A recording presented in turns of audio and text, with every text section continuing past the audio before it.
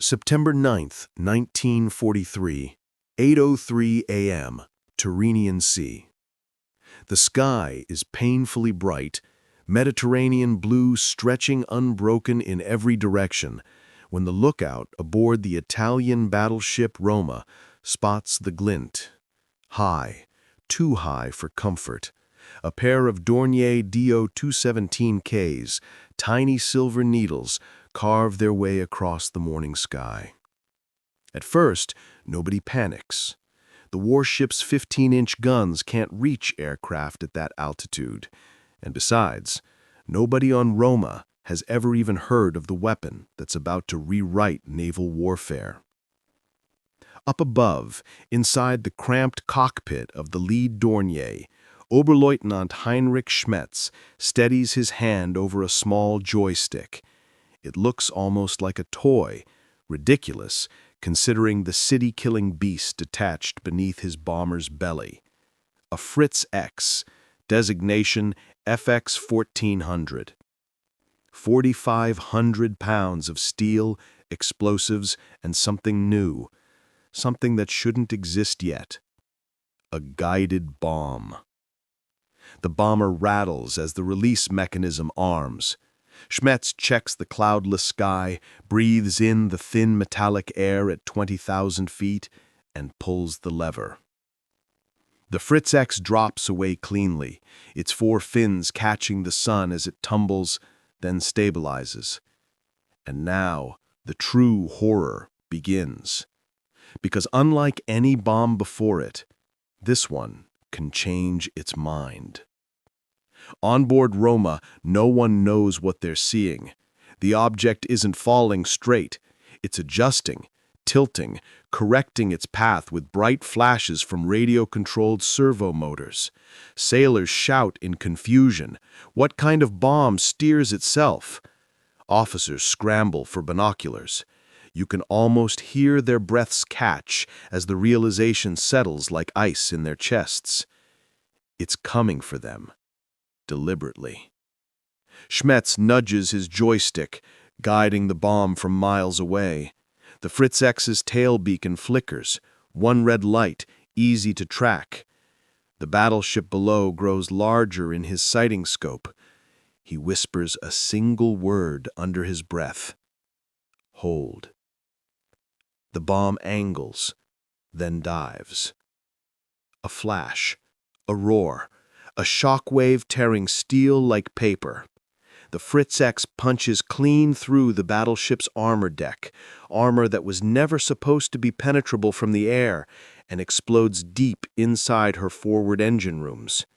Within minutes, the pride of the Italian Navy is listing, burning, dying.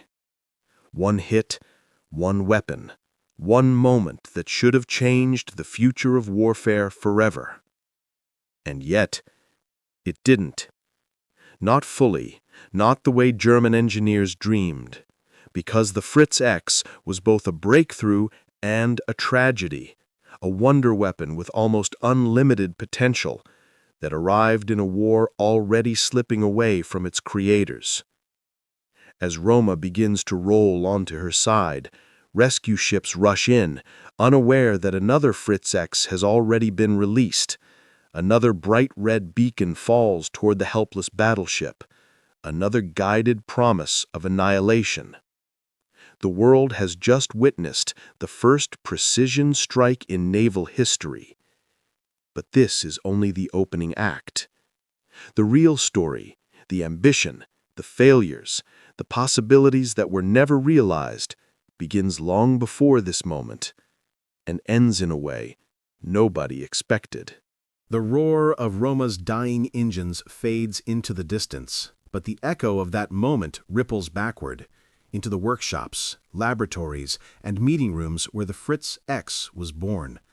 Long before the Tyrrhenian Sea turned black with burning oil, a handful of German engineers had been fighting a quieter war, a war of ideas.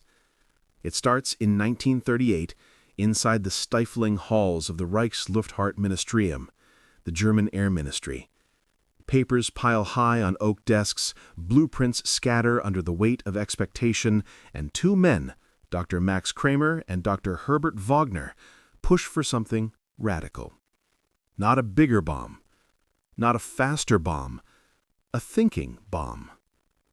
You could imagine the skepticism in the room. Generals in gray-green uniforms exchanging skeptical glances. The Luftwaffe leadership wants more fighters, more bombers, more of the familiar, not radio-controlled explosives. But Kramer doesn't blink. He knows the truth. Battleships are too armored, too stubborn, and too expensive to destroy with conventional bombs. Dive bombers must risk everything to score a hit, and level bombers have to rely on luck and gravity. Germany needs precision, a weapon that can be steered after release. So he sketches a solution. Fins that respond to radio commands, a flare so the bomb operator can fly it visually, a guidance system called MCLOS, Manual Command to Line of Sight. Crude, but revolutionary. In the dim workshops of the Deutsche Versuchsanstalt für Luftfahrt, early prototypes hang from the ceiling like dormant predators. Technicians file metal, adjust control surfaces, and test radio receivers that crackle with static. The air smells of solder and ambition. By 1940, the first Fritz-X prototypes fall from test aircraft, wobbling, drifting, sometimes smashing harmlessly into the sea. Every failure feels like a nail in the coffin. Funding is thin. Patience is thinner. And the Luftwaffe, flush with early victories, sees no need to gamble on ideas that feel like science fiction. But then, the war shifts. Britain holds. The Soviet Union rises like a storm, and Allied shipyards churn out warships faster than Germany can sink them. Suddenly, the idea of a bomb that can punch through 140 millimeters of armor from the sky no longer sounds ridiculous. It sounds necessary. In secret test ranges along the Baltic coast, Dornier bombers climb into cold gray air, releasing Fritz-X after Fritz-X, each one slightly better than the last. Engineers cheer when a test bomb corrects its trajectory mid-fall. They shout when it strikes within meters of the target. And for a brief, electric moment, it seems like Germany has unlocked the future. But here's the irony. A future weapon requires a future system. And the Luftwaffe isn't built for that. Not in 1943. Not with stretched resources, unreliable communications equipment, and a pilot corps already bleeding away on every front. The Fritz-X needs ideal conditions. Clear skies, high altitudes, time to guide the bomb, air superiority. Germany has almost none of these. Even worse, each bomber must fly straight and level during guidance, turning its crew into slow-moving targets. Not a problem in tests, but deadly in combat. Still, the weapon is rushed into production. The war is turning. Desperation is rising, and the German High Command imagines a miracle. They envision fleets of Allied battleships shattered, convoys broken, invasions halted. They imagine the Fritz-X as the key to holding back the tide. But the truth, they're already too late. Because while the weapon is powerful, devastating even, it depends on every other part of the Luftwaffe working perfectly around it. And by mid-1943, that machine is grinding itself to dust. Yet for one brilliant, terrifying moment, the moment you've already seen above the Tyrrhenian Sea, the Fritz-X shows the world exactly what it can do. And Allied commanders take notice. Quickly. They've just seen a single guided bomb turn a modern battleship into a burning tomb. And they know Germany won't stop at one. The race to stop the Fritz-X has already begun. But the Germans have plans of their own. Plans that push the line between innovation and insanity. Smoke still clings to the wreck of Roma when word reaches Allied intelligence stations. At first, it sounds impossible. Rumor, exaggeration, maybe pilot error. But the reports keep coming in, each more alarming than the last. A bomb that steers itself. A weapon that falls from 20,000 feet and hits a moving warship with near-surgical accuracy. A battleship sunk by a single strike. The Allies don't know its name yet. They simply call it the new German glide bomb. At the Allied naval base in Algiers, commanders gather around a long oak table littered with reconnaissance photos and fragments of intercepted radio traffic. A British signals officer, her uniform crisp despite the 40-degree heat, circles the same phrase again and again in red pencil. Kell Strasberg. A frequency set. A clue. A weakness. But they still don't know how the bomb is guided, or from what range, or how many Germany has. Every assumption feels like gambling. Too much is still hidden. Meanwhile, the Luftwaffe prepares its next demonstration. Far to the north, in the French airfield at Istres, III/KG-100 crews ready their bombers for the next mission. The unit is elite, hand-picked pilots, specialists trained in guiding the Fritz-X under combat conditions.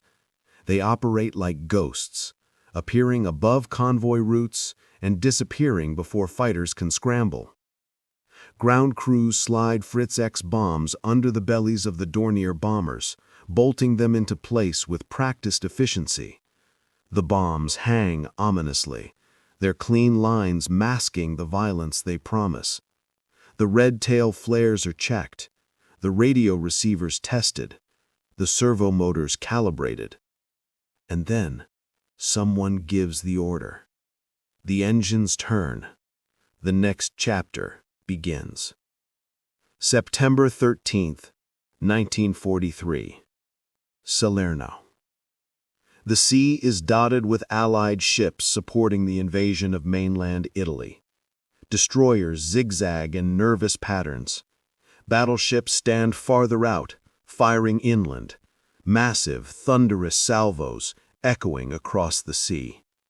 Among them is the British battleship HMS Warspite, a veteran of Jutland, a survivor of 2 wars. It has endured torpedoes, mines, storms, and time itself. But this morning, she faces something new. High above, a Dornier circles unseen. The pilot adjusts altitude, checks wind speed. In the bombardier's position lies Unteroffizier Erich Zomer, trained to guide the Fritz-X with the precision of a surgeon.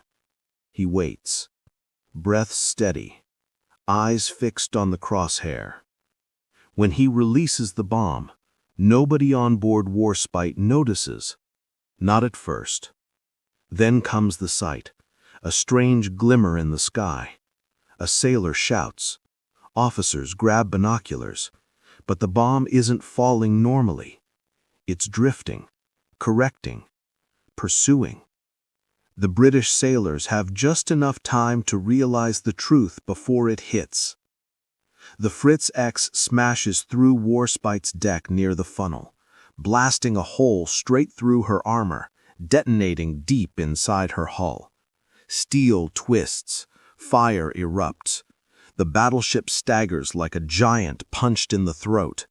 Water pours into her compartments. And still, she survives. Barely. But the message is clear. No battleship on Earth is safe anymore. As Warspite limps away, Allied fear hardens into something sharper. Determination. If the Germans can guide the bomb, the Allies must break the guidance. If the weapon uses radio controls, the Allies must drown its frequencies.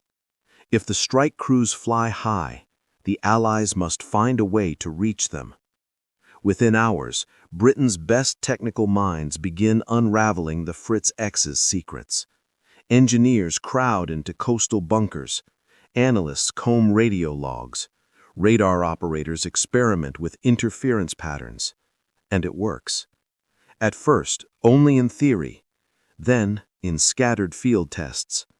Because the Fritz-X isn't magic. It isn't invincible. It is controlled by radio. 2 specific bands. And those bands can be jammed.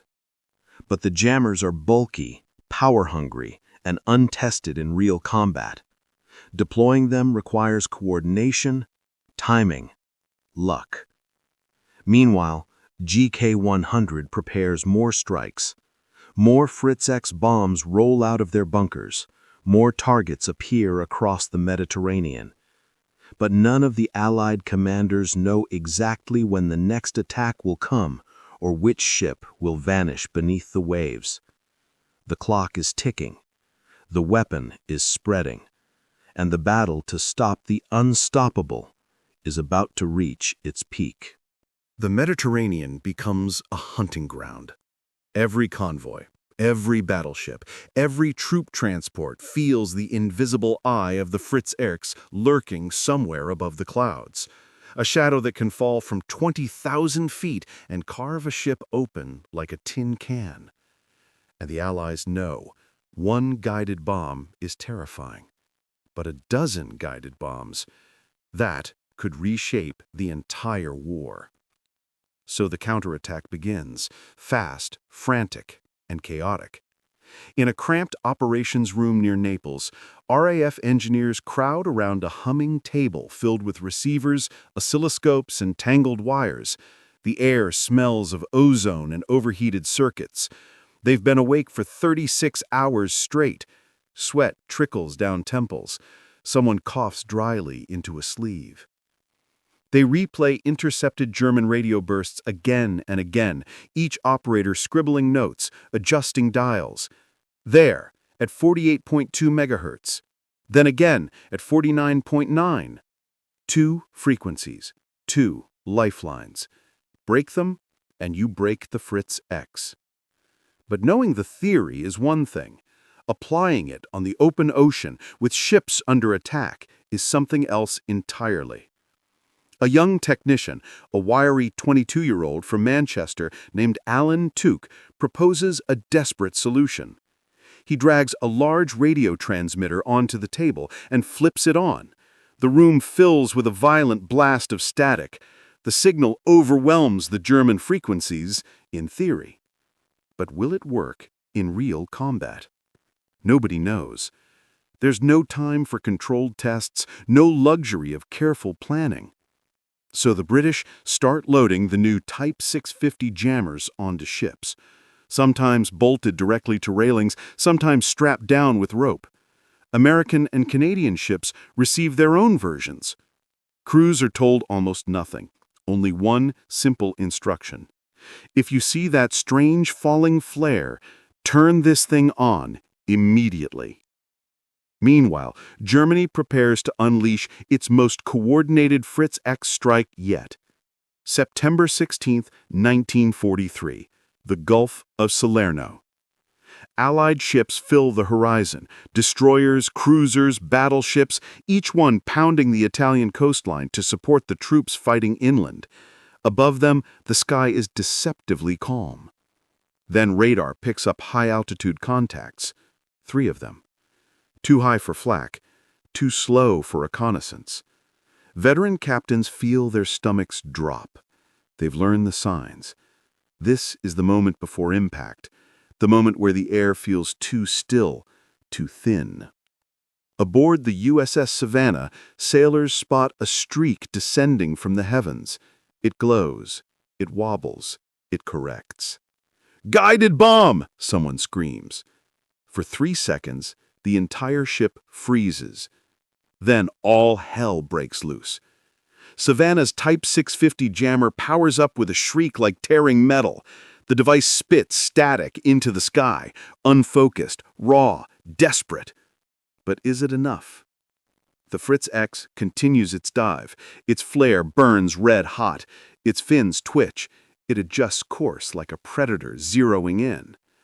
Up above, the German bombardier tries to keep the bomb centered in his crosshairs, but suddenly the signal wavers.